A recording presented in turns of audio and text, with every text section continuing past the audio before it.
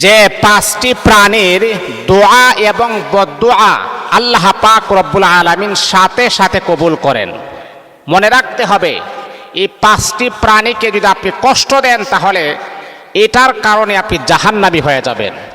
কারণ এই পাঁচটি প্রাণী আল্লাহ পাক রব্বুল আলামিন তাদের দোয়াও আমার আল্লাহ কবুল করেন, আবার তারা যদি কোনো কষ্ট পায়, কষ্ট পাওয়ার পরে যদি আপনাকে বদদোয়া দেই, তাদের বদদোয়াটাও কিন্তু আল্লাহ পাক রব্বুল আলামিন কবুল করেন। মনে রাখতে হবে, এই যে এই পাখিগুলো আপনি দেখেন, এই প্রাণীগুলো আপনি দেখেন, তারা কিন্তু আল্লাহ পাক রব্বুল আলামিনকে তারা স্মরণ করে।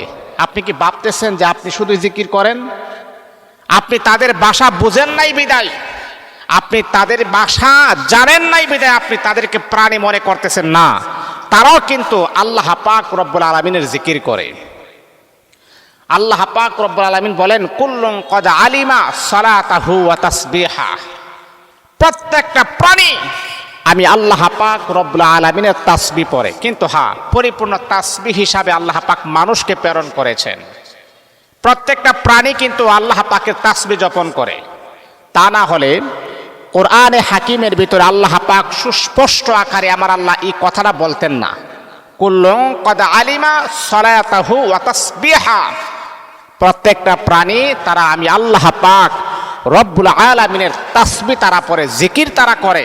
আমি আল্লাহ পাকের স্মরণে তারা গুনগুন করে আমি আল্লাহর জিকির করে। আর মানুষের জিকিরটা প্রকাশিত হয়, মানুষকে আল্লাহ পাক পরিপূর্ণ তাসবিহ পড়ার মতো যোগ্যতা আমার আল্লাহ মানুষকে দিয়েছেন।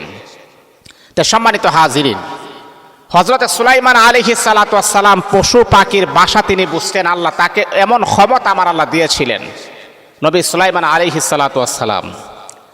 তা ওনার আমলে এক ব্যক্তি কুকুরকে কষ্ট দিতে দিতে একটা কুকুরকে হত্যা করে ফেলেছে।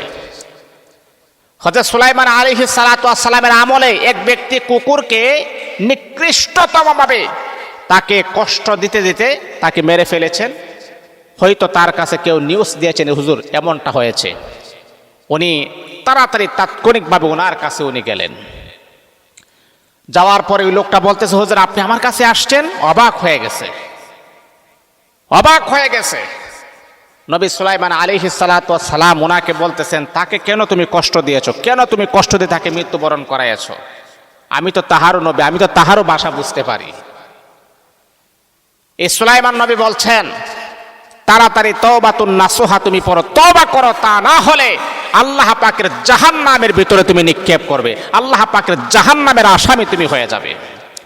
মনে রাখতে হবে, তওবা করতে হবে, তা না হলে আল্লাহ তোমাকে কখনো মাফ করবে না। কারণ এই প্রাণীটাকেও আমার আল্লাহ সৃষ্টি করেছেন।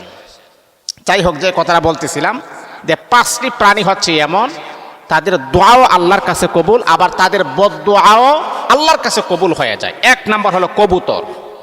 কবুতর দেখেন না কত সুন্দর, স্মার্ট একটা প্রাণী, কিন্তু পবিত্র একটা প্রাণী। এই কবুতরটা হচ্ছে এমন একটা প্রাণী, যেই প্রাণীটা আল্লাহ এবং তার রাসূলকে বড় মহাব্বত করেন, ভালোবাসেন। এই কবুতর আপনি দেখবেন অনেক উড়ালতে পারে, অনেক উড়ন্ত অবস্থায় থাকে, অনেক দূরে যাওয়ার ক্ষমতা তার আছে। এই জন্যে মনে রাখতে হবে, কবুতরকে কষ্ট প্রদান করা যাবে না। কবুতর যদি দোয়া করে, এই দোয়াটা কবুল হয়। কবুতর যদি বদদোয়া দেয়, সেই বদদোয়াটাও কবুল হয়ে যায়। দুই নাম্বার হচ্ছে বিড়াল। এই যে বিড়াল কিন্তু একটা পবিত্র প্রাণী। বিড়াল কিন্তু তার সম্পর্কটা কিন্তু মানুষের সাথে। নবীর একজন সাহাবী হযরত আবু হুরায়রা রাদিয়াল্লাহু তাআলা আনহু, উনি যখন নবীর কাছে আসতেন, তখন ওনার সাথে বিড়ালকে নিয়ে আসতেন, যার কারণে আবু হুরায়রার নাম ছিল অন্যটা, কিন্তু আমার নবী তাকে বলছেন আবু হুরায়রা মানে বিড়ালের বাবা। তো নবীর কাছে যখন আসতেন, বিড়াল নিয়ে আসতেন, আর এই নামে সে প্রসিদ্ধ লাভ করেছেন, বিড়ালের বাবা হিসাবে প্রসিদ্ধ লাভ করেছেন। বিড়ালকে কষ্ট দেওয়া যাবে না। বিড়াল যদি কোনো খাবারে মুখ দেয়, বিড়ালের জোটাও কিন্তু পবিত্র।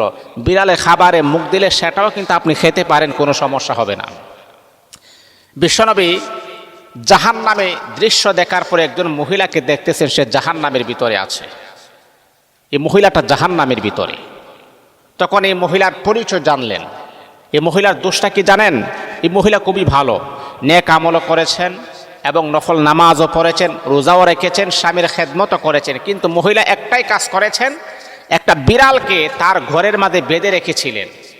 না বিড়ালকে ছেড়ে দিয়েছে, না বিড়ালকে কোনো খাবার দিয়েছে। এই বিড়ালটা নিজেও কোনো খাবার খাইতে পারে নাই বাধার কারণে, আর এই বিড়ালটা তিলে তিলে তিলে তিলে কষ্ট পেয়ে বিড়ালটা মারা গেছে। আর বিড়ালের কষ্টের বদদুয়ার কারণে এই মহিলার সমস্ত নেক আমল বরবাদ হয়ে জাহান্নামী হয়ে গেছে। এই আল্লাহ পাক রব্বুল আলামিনের বান্দা বান্দি শোনো, বিশ্বনবী সাহাবায়ে কেরামকে বললেন, সাহাবীরা, ওই মহিলা নেক আমল করেছে, ওই মহিলারা ভালো কাজ করেছে, কিন্তু একটা কাজ খারাপ করার কারণে, এই যে বিড়ালটাকে কষ্ট দেওয়ার কারণে বিড়ালটাকে বেঁধে রেখেছিলেন। বিড়ালটা বাঁধা থাকা অবস্থায় নিজেও কোনো খাবার খাইতে পারে নাই। বিড়ালটা বাঁধা থাকা অবস্থায় বিড়ালটাকে কোনো খাবারও দেয় নাই।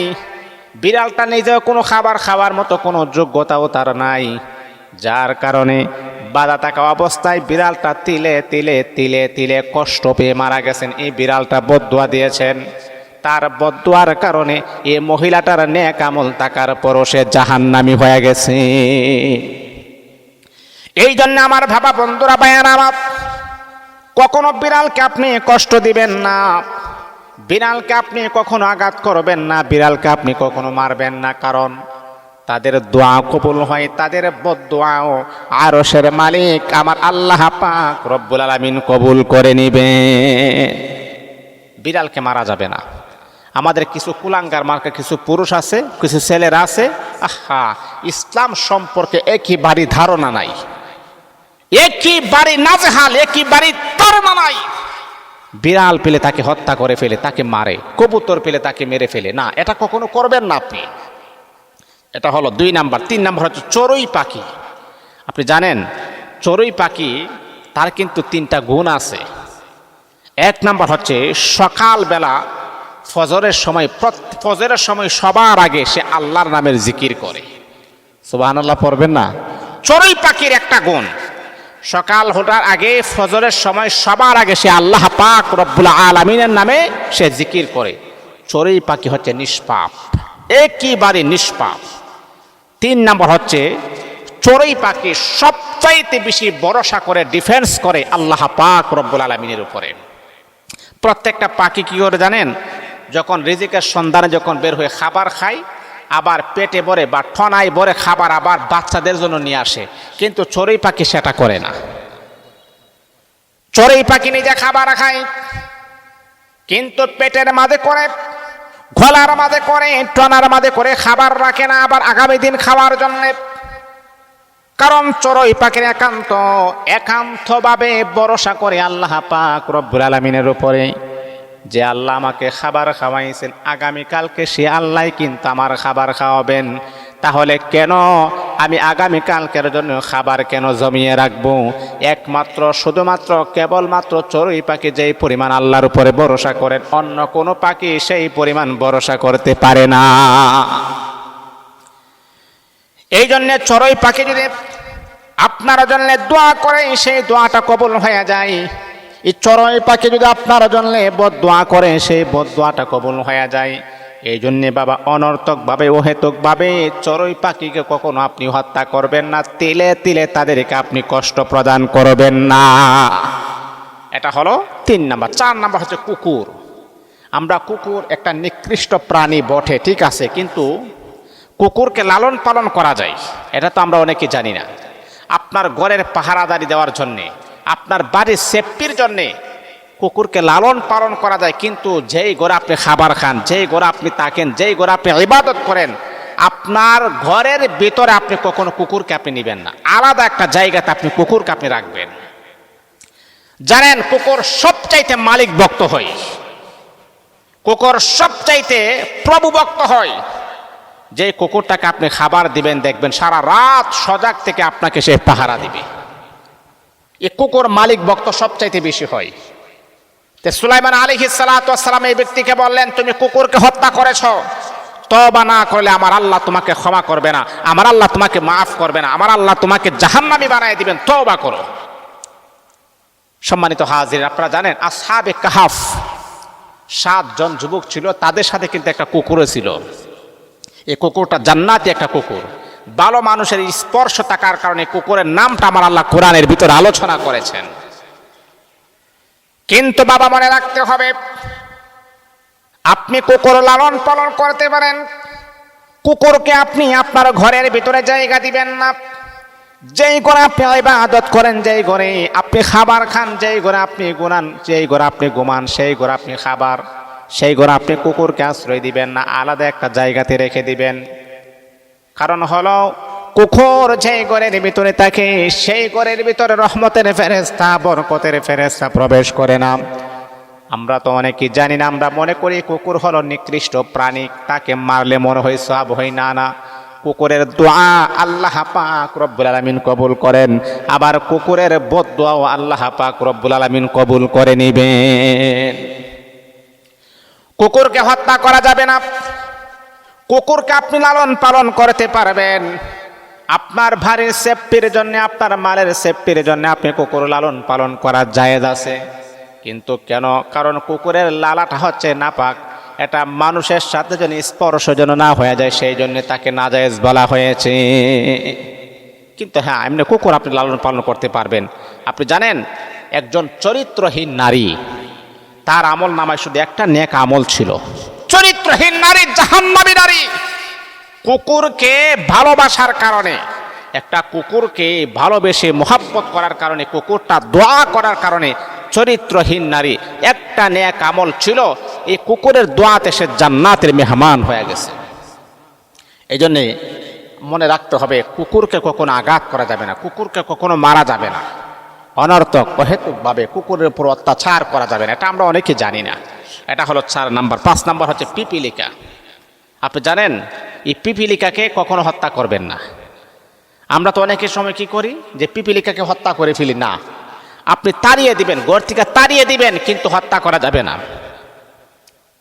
কারণ এই পিপিলিকার নামে আল্লাহ পাক কোরআনে হাকিমের ভিতরে 114 খানা সূরার ভিতরে একটা সূরাই আমার আল্লাহ পিপিলিকার নামে নাজিল করেছেন, সূরাতুন নামল। নামল মানে কি? পিপিলিকা। এই পিপিলিকা হত্যা করা যাবে না। সুলাইমান আলাইহিস সালাতু ওয়াস সালাম যখন আসতেছেন, সিংহাসনে করে যখন আসতেছেন, পিপিলিকার যে রানী, সে এলান করতেছে, সুলাইমান নবী তার দল বল নিয়ে আসতেছে, তোমরা সবাই যার যার ঘরতে তোমরা চলে যাও, যার যার ঘরে চলে যাও। সুলাইমান নবী কথাটা শুনে মুস্কি হেসে ফেললেন। জিজ্ঞাসা করলেন, কেন? হুজুর, কারণ আপনারা তো অনেক বড় মানুষ, আপনাদের পায়ের যদি আমরা পড়ে যাই, আমরা জীবন এমনি শেষ। এই জন্য আপনাদের পায়ে যাতে করে না পড়ি, আমি বলেছিলাম যে সবাই যার যার ঘরতে চলে যাও। তো সুলাইমান নবী তো তাদের ভাষা বুঝতেন। এই জন্যে পিপিলিকা যদি একসাথে জড়াও হয়, তাদেরকে তাড়িয়ে দিবেন, কিন্তু কখনো আগুন দিয়ে জ্বালায় দিবেন না, হত্যা করবেন না। পিপিলিকার দোয়া কবুল হয়, পিপিলিকার বদদোয়া কবুল হয়ে যায়।